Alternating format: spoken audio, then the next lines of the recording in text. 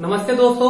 आज हम आपको लाए हैं कक्षा 12 जीव विज्ञान अध्याय 5 वंशागति एवं विविधता के सिद्धांत भाग 7 वर्णांधता क्या है। तो वर्णांधता एक लिंग संलग्न वंशागति रोग है जो जानलेवा होता है। इसमें हरी और लाल रंगों में भेद नहीं कर पाते हैं। जो इस व्यक्ति को हो जाता है वर्णांधता वह हरी लाल रंगों में भेद नहीं कर पाते हैं। ऐसे रोग को हम वर्णांधता कहते हैं। तो सबसे पहले चलते हैं, आता क्या है प्रश्न, वर्णांधता क्या है। यदि सामान्य पुरुष का विवाह वर्णांध स्त्री से कर दिया जाए तो उसके द्वारा उत्पन्न संतानों में वर्णांधता की वंशागति को समझाइए। तो इसे कलर ब्लाइंडनेस भी कहते हैं, इसे सी से दर्शाते हैं। तो वर्णांधता जो होते हैं, पुरुष वर्णांध होते हैं पर वाहक वर्णांधता के नहीं होते हैं, क्योंकि बाइगैमिट्स पर इसका कोई प्रभाव नहीं पड़ता है। जबकि स्त्रियां वाहक भी होती हैं और वर्णांध भी होती हैं, क्योंकि उसमें एक्स गुणसूत्र होते हैं। तो एक्स गुणसूत्र प्रभावी होते हैं दोनों। तो एक्स गुणसूत्र वाली स्त्रियां जो होंगी वाहक भी हो सकती हैं और वर्णांध भी हो सकती हैं। पुरुष वर्णांध होते हैं लेकिन वाहक नहीं हो सकते हैं। तो आइए चलते हैं, वर्णांधता यदि सामान्य पुरुष का विवाह वर्णांध स्त्री से कर दिया जाए तो उसके द्वारा उत्पन्न संतानों में रेखा चित्र द्वारा वंशागति को समझाइए। ये क्या है, एक लिंग संलग्न वंशागति रोग है जिसमें व्यक्ति हरी और लाल रंगों में भेद नहीं कर पाता है। इसे वर्णांधता कहते हैं, इसे कलर ब्लाइंडनेस कहते हैं। तो आइए सामान्य पुरुष का विवाह लिखेंगे, सामान्य पुरुष और वर्णांधता वाहक स्त्री, वर्णांधता वाहक स्त्री, इनका विवाह कर दिया जाए तो सामान्य पुरुष में जो होते हैं एक्स गुणसूत्र होता है। एक्स गुणसूत्र,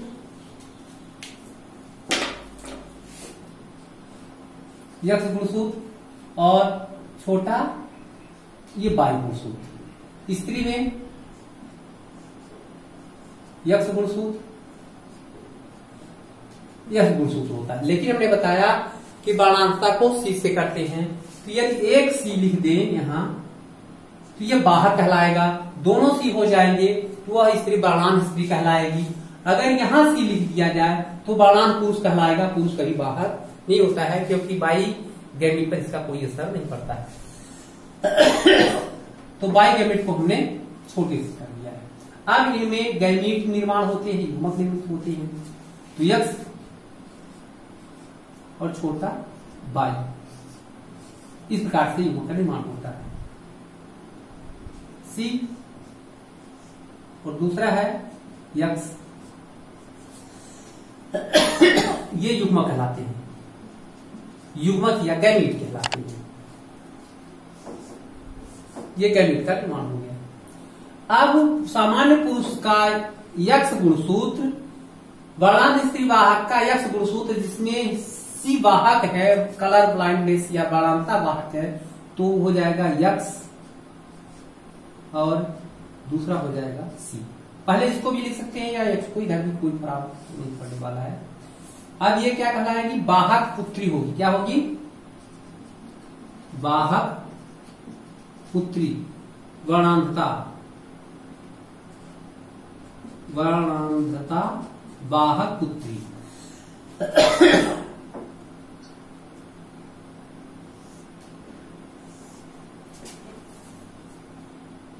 यक्स यक्स सामान्य पुत्री, सामान्य पुत्री,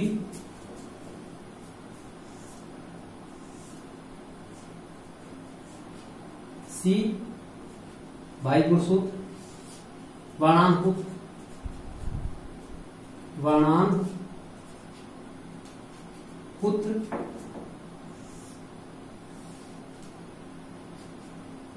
यक्स भाई सामान्य पुत्र। तो इसमें लिखेंगे सामान्य पुत्री और सामान्य पुत्र 25%, देखिए 25%, 25%, 25% और ये 25%। तो 50% जो हुआ ये सामान्य, 50 संतानें जो हुई 50% संतानें सामान्य होंगी, 25% बाहक पुत्री होगी और 25% बाणांत पुत्र होंगे। तो इस प्रकार से लिख सकते हैं। अगर संतानें लिखेंगे, सामान्य संतानें जो होंगी 50%, तो अलग अलग लिखेंगे। यदि पुत्री 25% सामान्य और पुत्र सामान्य तो 25-25 लिखेगी। लेकिन पुत्र लिखेंगे सामान्य संतानें तो सामान्य 50% लिखेंगे। ये कहलाते हैं संतर। और ये है जनक। तो ऐसा क्या आपके समझ में आ गया। दूसरा अगर मान लीजिए आ जाता है कि यदि वर्णांध पुरुष का विवाह सामान्य स्त्री से कर दिया जाए तो उत्पन्न संतानों वंशागत को आरेख द्वारा समझाइए। क्या वर्णांध पुरुष, तो यहां लिख देंगे सी और ये, और सामान्य स्त्री का क्रॉस कराएंगे यक्स, ये सामान्य स्त्री, क्या लिखेंगे सामान्य स्त्री और वर्णांध पुरुष। आ जाता है यदि सामान्य स्त्री का विवाह वर्णांध पुरुष से कर दिया जाए तो उसके संतानों में वर्णांधता की वंशागति को समझाइए। तो इस तरह से वर्णांधता क्या है, परिभाषा पूछी गई 1 नंबर, आरेख पूछेगा 3 नंबर, तो 4 नंबर का प्रश्न बनता है। तो कोई एक आ सकता है। इसके अलावा आ सकते हैं वर्णांध पुरुष है, यहाँ सामान्य स्त्री है, वर्णांधता की बाहक और वर्णांध पुरुष से हो सकता है। ये सभी स्थितियां विवाह में जो आपको गैमेट मिल गए हैं तो आप इसका क्रॉस करा सकते हैं। देखिए प्रतिशत क्या आता है, सी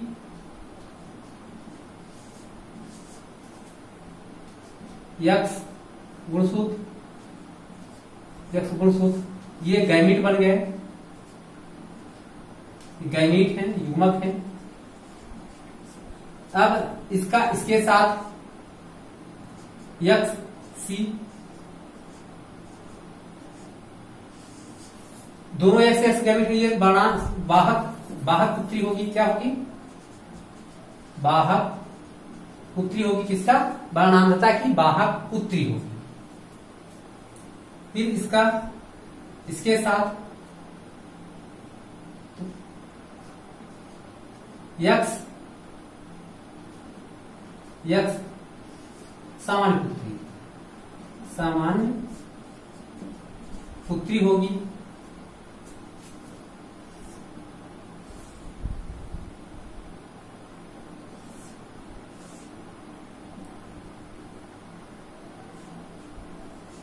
यक्स